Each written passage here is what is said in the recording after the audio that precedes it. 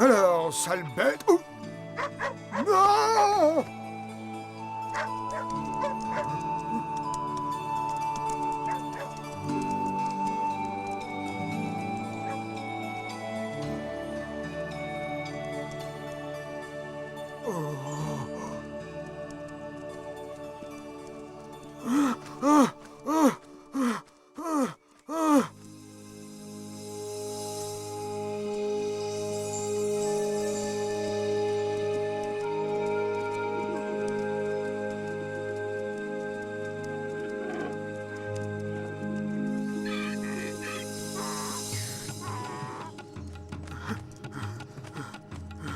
Hey! Oh, oh, oh. Martha, reviens! Martha, arrête-toi! Ne t'en vas pas, Martha!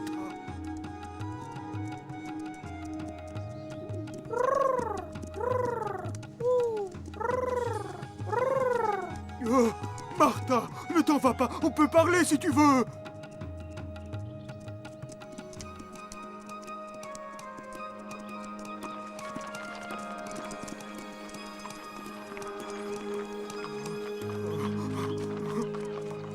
Ah, ah.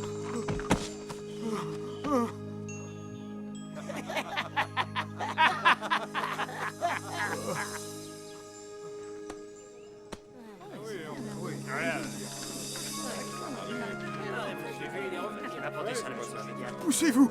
Enfin, laissez-moi passer, place! Poussez-vous! Oh.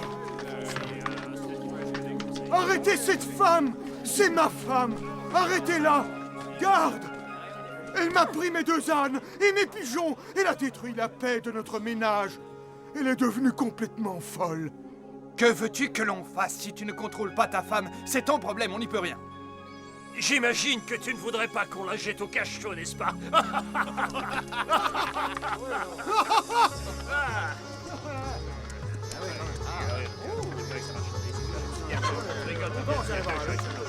Et puis finalement, Ah là là, oui. j'ai trouvé franchement. Bien sûr, alors on va commencer à de façon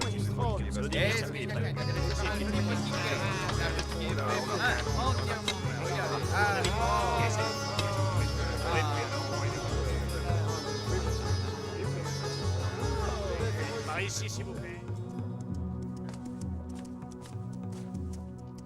Oh, Martha! Je t'ai apporté les pigeons. Pourquoi Kim n'est pas venu? Il revient toujours les mains vides à la maison. Tout l'argent disparaît dans les tavernes. Je pense à nos enfants, moi au moins.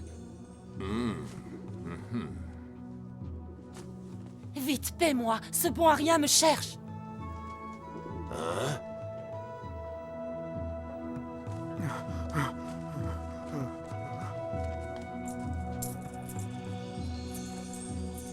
Va-t'en vite.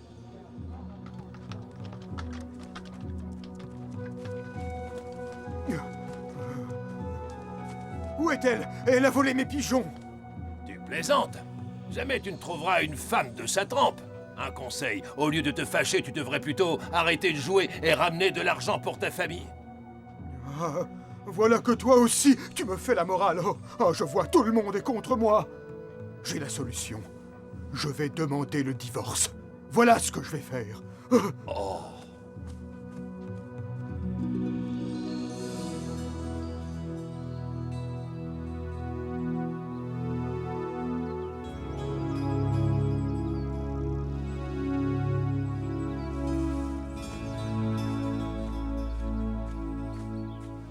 Quand on regarde le monde d'ici, c'est comme si personne n'existait, à part nous, rassemblés devant Dieu, pour prier.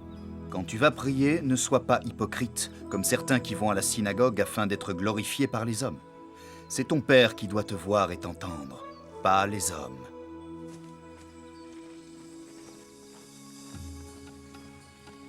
Quand vous priez, ne rabâchez pas comme les païens. Ils s'imaginent qu'en parlant haut et beaucoup, ils se feront mieux écouter.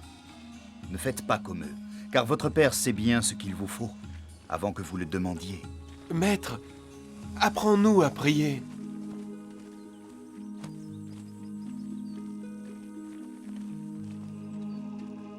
Quand vous prierez, vous direz ces mots. Notre Père qui es aux cieux, que ton nom soit sanctifié. Que ton règne vienne. Que ta volonté soit faite sur la terre comme au ciel. Donne-nous aujourd'hui notre pain quotidien. Pardonne-nous nos offenses, comme nous pardonnons aussi à ceux qui nous ont offensés. Et ne nous soumets pas à la tentation, mais délivre-nous du mal.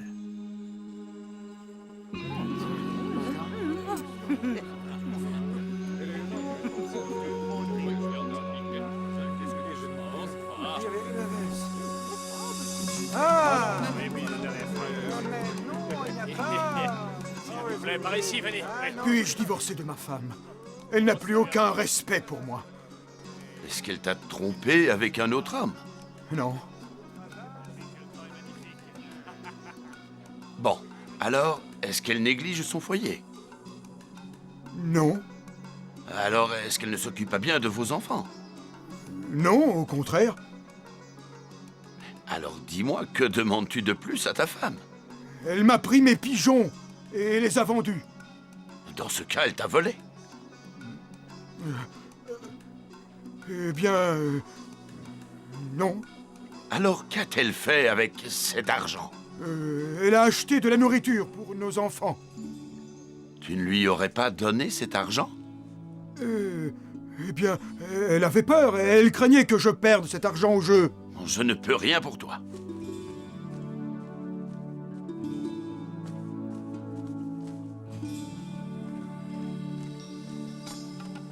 Eh, attendez! Pourquoi êtes-vous si pressé?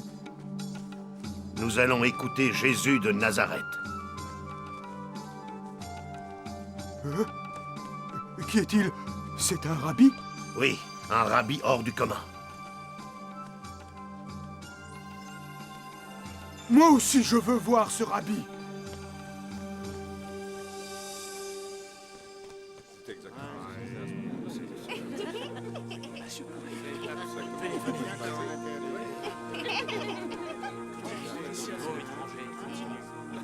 Allez-vous-en, les enfants. Allez, oust.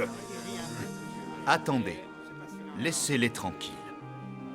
Le royaume des cieux est à eux. Quiconque n'accueille pas le royaume de Dieu comme un petit enfant ne pourra point y entrer. Et quiconque se fait petit comme cet enfant deviendra le plus grand dans le royaume de Dieu. Rabbi, juste une question. Il y a certaines choses que tu dis que nous avons du mal à comprendre.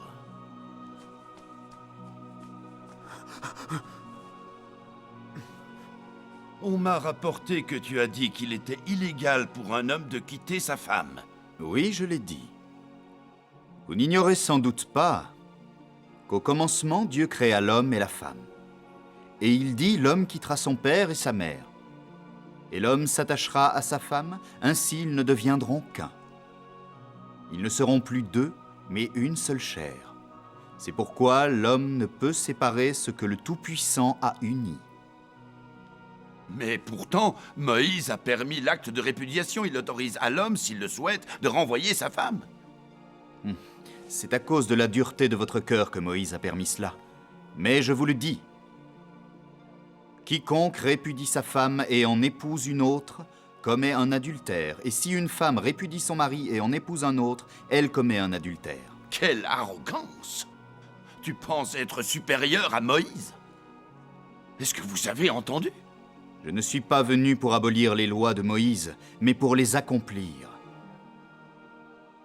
Tant qu'il y aura le ciel et la terre, pas le plus petit mot, la moindre virgule de la loi divine ne sera altérée. Mais c'est du pur blasphème. Quelle audace! Comment peux-tu oser parler au nom de Dieu? Dis-nous pourquoi tes disciples ne se purifient pas avant de rompre le pain. Je sais qu'ils ne se lavent pas les mains, ainsi que le rituel l'exige. Écoutez-moi et comprenez. Il n'est rien qui du dehors entre dans l'homme, qui puisse contaminer son cœur ou le rendre impur. C'est ce qui sort du cœur ou de la bouche de l'homme qui le rend impur. Méchanceté, ruse, violence, massacre, voilà ce que l'homme fait de ses propres mains. Trahison, vol, meurtre, ces fautes ne sont pas l'œuvre de ses mains sales. Bien. Faut-il nous laver les mains ou non? Bien sûr qu'il faut vous les laver.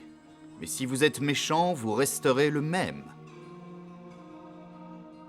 Le prophète Isaïe disait d'Israël, « Ce peuple m'honore par ses paroles, mais pas avec son cœur. Vous suivez les lois des hommes, mais vous négligez l'enseignement de Dieu. » Vous avez entendu? Il n'a aucun respect pour nous. Va-t'en, Jésus de Nazareth, retourne en Galilée. Tu seras puni pour tout ce que tu as dit. Nous allons faire un rapport au Sanhédrin. Malheur à vous, scribes et pharisiens hypocrites. Malheur à vous, car vous fermez aux hommes la porte du royaume des cieux. Vous n'y entrez pas vous-même, et vous n'y laissez pas entrer ceux qui le voudraient.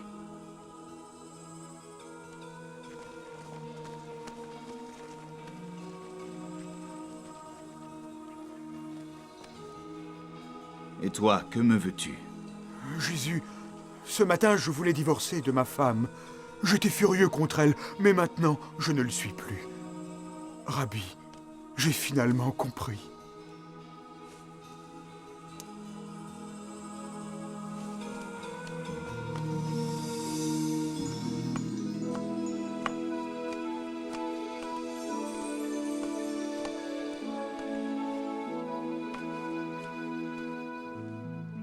Daniel, qu'est-ce qui ne va pas?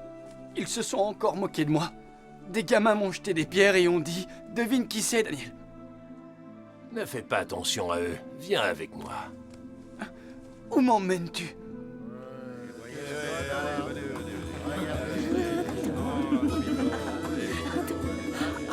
Jésus! Donne-moi ça.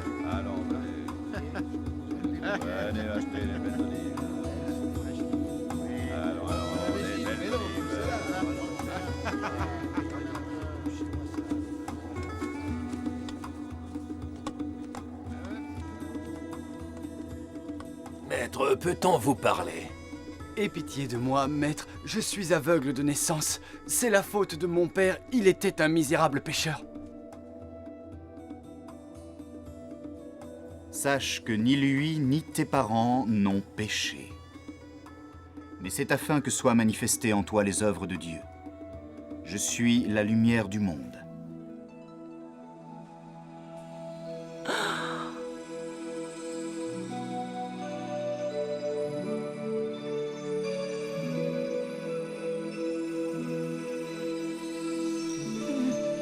Oh! Que se passe-t-il? Aide-moi, Bose! Va et lave-toi à la piscine de Siloé. Vous êtes bien Jésus de Nazareth? Celui qu'on appelle le Messie? Va et lave-toi à la piscine de Siloé.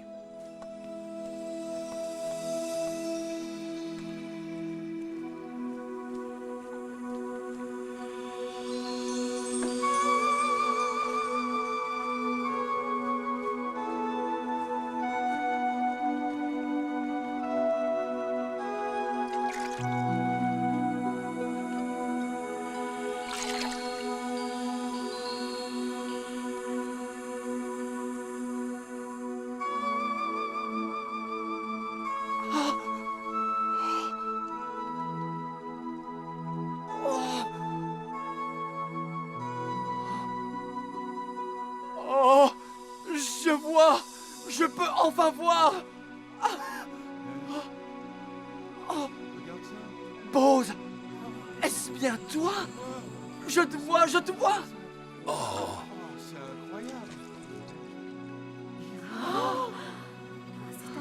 Je vois! Mes yeux voient! Oh!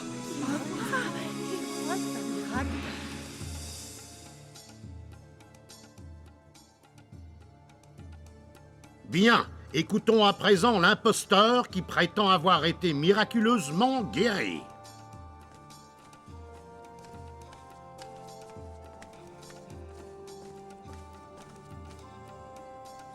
Est-il vrai que jusqu'à ce matin tu étais aveugle depuis ta naissance? C'est la vérité, j'étais aveugle. Je n'avais jamais vu. Et que s'est-il passé? Jésus a mis de la boue sur mes yeux et m'a demandé de me laver à Siloé. Scandale! A-t-on jamais vu ça? Jamais ne nous fera croire tout cela. Ah, cet homme n'a pas été envoyé par Dieu. Il a transgressé sa loi. Il est interdit de soigner quelqu'un pendant le sabbat.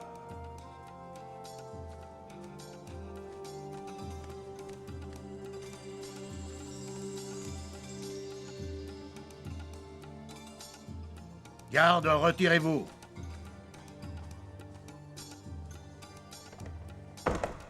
Est-ce bien Daniel, ton fils aveugle, qui se tient là? Oui. Et comment se fait-il qu'il puisse nous voir à présent? Tout ce que je sais, c'est que ce matin, il était encore aveugle. J'ignore ce qui s'est passé.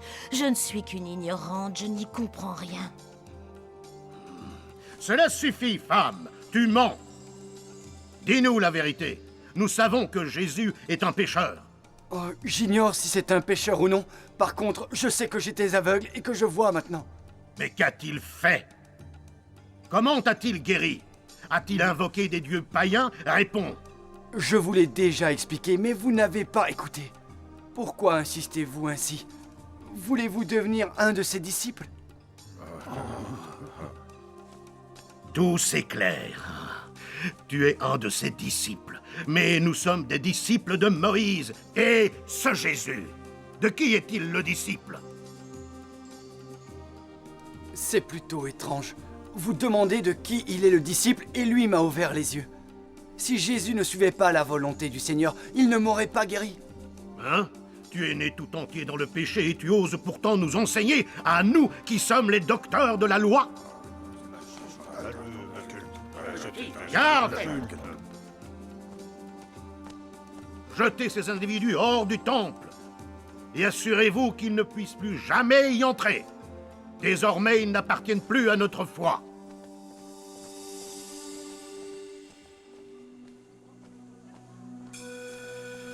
Alors c'est bien vrai? Tu peux voir? Je vois, c'est la vérité. Aujourd'hui, j'ai vu ma mère. J'ai vu mes mains et la lumière. Pour la toute première fois. Je te vois, je vois les gens autour. Oh! Et la seule personne que je n'ai pas encore vue est celle qui m'a guéri. Je vivais dans les ténèbres depuis toujours, et maintenant je vois, grâce à Jésus de Nazareth, qu'il soit béni.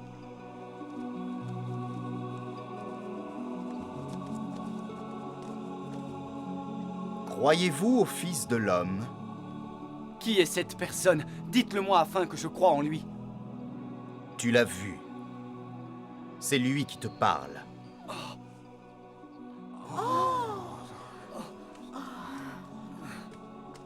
Alors je crois, Seigneur. Je suis venu pour donner la vue aux aveugles et pour la reprendre à ceux qui peuvent voir. Tu insinues que nous sommes aveugles? Si vous étiez aveugle, ce ne serait pas un péché. Mais parce que vous dites « je peux voir », votre péché demeure. Oh!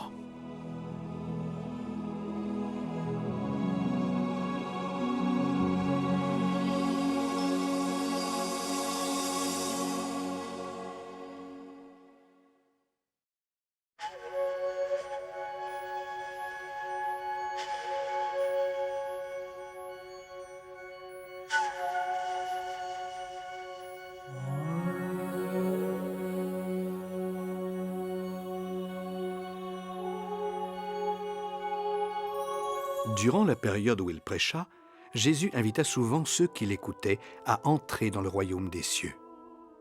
Le royaume qu'il prêchait n'est pas juste une image ou un symbole.